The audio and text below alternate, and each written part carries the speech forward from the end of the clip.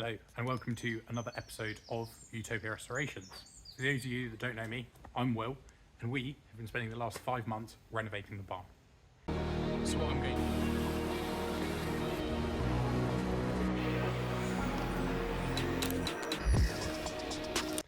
Well, it's not quite in the position that I wanted to show you. It's not fully done, but I think now is as good a time as any to reflect on the hard work that's gone into it and how we've transformed this into a usable space that we can now start working on our projects and our cars. And I want to show you the hard work that's gone into it the last 4 months and what this place actually looked like when we first got it.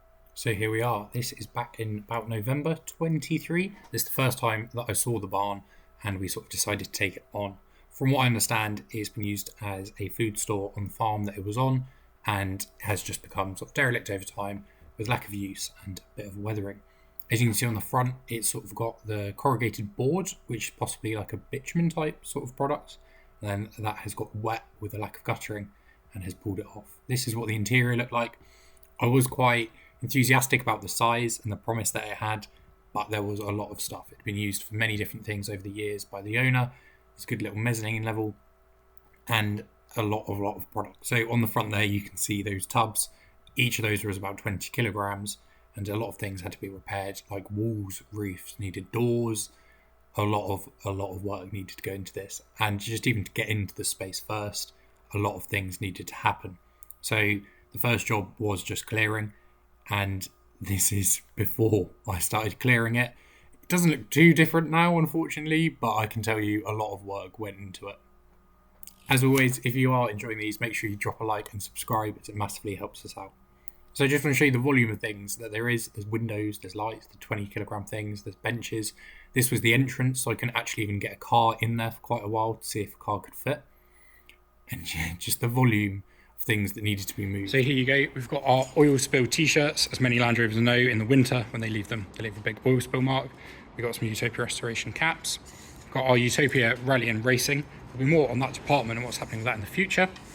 We've also got Land Rover T-shirts with our iconic Land Rover design, R109, which have got embroidered fronts. Land Rover with an XR in the back. We also have more of the oil spill ones, and we have a XR T-shirt. There is many more designs on the website and many things like that, so make sure you go check that out. There'll be a link in the description and there'll be a link on the page. These are the blue ones, and we've got, if you're a Land Rover lover, if you just like old motorbikes, or if you're into any sort of cars, we've got Venture and Weights, which on the front is embroidered. We've got Old is Gold, which is always very true, with a Valicette Old is Gold on the front. Road Rally Race, the 3 disciplines that are the best. And buy more cars, because you always need that in your life. So yeah, these are online and in store. I'll tag them in the video and check them out below in the description. So things did start to improve. As you can see, I already cleared the front, so we can maybe get some access there. But there were some large items that needed moving. So we've got trailer out, got a lot of items like that. And started stacking up the wood and sorting out a lot of the materials that were there. And of course, finding things that were useful to myself, as we could use those throughout the renovation project. Like a lot of the wood and a lot of the boards would be useful later on. As you can see, starting to get to the dirt. It is unfortunately dirt, but some of it is concrete, and I'll sort of get on some of the plans of what's happening with that later. There were a few late nights of working under a spotlight, just trying to get things cleared. Whilst this was happening, I was moving out with the other unit, so I was also packing that, so it was a very busy time. But you can just see the sheer volume of things that have been cleared and the dirt that's on the pile there that needs to be moved. This was a pretty big moment for me. First time actually getting a vehicle in the space so I could see what it was like and see how usable the space would be. Admittedly, on measuring, when you measure things and how you can get cars in, is always different to what it's actually like. You can see here some of the more solid floors. Unfortunately, my dad helping me out. This is when the E30 arrived that I went and picked up from Nuki. This was the first car that was properly going to be living in here. So here we go, a bit more of the, well, I don't know, barn clearing. So we managed to get all this space cleared. It's probably actually better in 0.5. This lovely is now in place. It's good, racking's clear and cleared some space. So that is ready for the 109 to go in theory. However, today it doesn't want to run. Got racking for parts. And then we're going to be working on getting it all watertight, really. So yeah, really happy with it. It's coming along. Look how cool that looks. So here's the 109 now arrived over. We drove this over with a lot of stuff in it as part of the move and got it into its space. Unfortunately, some things did have to change in the move and we had to be a bit more flexible and adaptable. But here are the sort of 3 cars as we were getting towards seeing what cars would look like in the space. So Here's the Series 1, which was never meant to come here, but did end up here for a brief stint. That's why the 109 couldn't come out, as that was in the way. So there we go, there's one filled in. And then we're just going to do this one, put the beam across, put that the other side and fill in. I do have to say some of these repairs may be a bit more temporary, just things that I wanted to do to make sure it was watertight. And now we could start building the doors. So big progress, first door is now on. Getting there, going to batten across this and fill it in.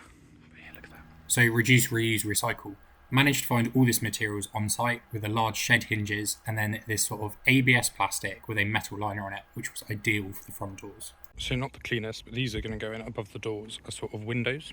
As you can see, we're just going to repair this section here and put the windows in above the doors there. So let's show you some stuff on the Renault front. We've now got a lot more hardcore down, which is getting moved about and smoothed out. So good standing for there. Got the doors now on with the light above, and inside we are getting electrics very soon. Been unveiling much more of the concrete. Now this is the first time seeing it. I did do a dry pour. Yeah. Did a dry pour yesterday just to see how it went. I mean, it's alright. I think I need to put more concrete over it. But it's better than nothing, but I don't want it to sort of just be concrete and hard. I want it to actually make it a bit harder surface. So we're now getting this bit cleared. Earlier we moved a lot of the wood there. It's just a bit of a process of getting one thing moved, getting sorted, getting it gone. So the wood that is currently here, being bagged, being moved. Just got the engine crane because it's quite heavy. Then I can get this area cleared and get this one moved over here.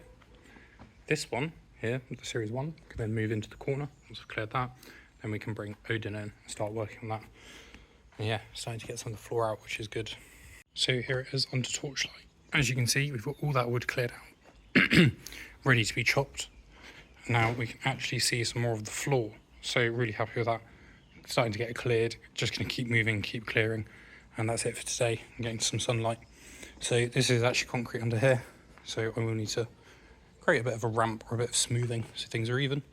Now we can start to get this big boy out. Start to get this area over here cleared, ready to move the Series 1. So let me show you in the light. This is all the wood that we managed to get cleared. So now we can get this moved over here, up onto there. A bit more space in there. Series 1 may be moving over there, or hopefully it's actually going to be leaving. Then maybe we can get Odin in there. So then the 109 can come in and out, sort of forwards and backs like that. But yes, starting to get there. Starting on the floor, just continuing on further with it. Sort of only doing patches I can do at the moment. And then I want to get slabs under the U30. So that's the next part. Floors, slabs, and we are starting to get there, something a bit more solid. So this was a nicely unexpected moment. The Series 1 did leave us and went to a very good new home, so it allowed us to get a lot more space back in the workshop and be able to do a lot more renovations in the space as we had a bit of the space back. So to give you an update, let's go for this. Series 1 has gone and we have some lights. This one's only temporary. This one's definitely staying there. This one's great. Big one over the top. You can see the difference. I'll show you the difference between the two lights. So that's the sort of more directional one on the corner. And then this is the big one. So that's just one. That's none. That's the corner one. And then this is the big one. My one hand will permit. See, look at that. What a difference. So yeah, the plan is to get that over there. So then sort of some more light going this way to avoid sort of getting shadows, maybe stop the crisscrossing. Now we can see the E30. So I think I'm going to bring it forward a foot. Alloys over there. Possibly going to move over here-ish so I can get in and out more easily.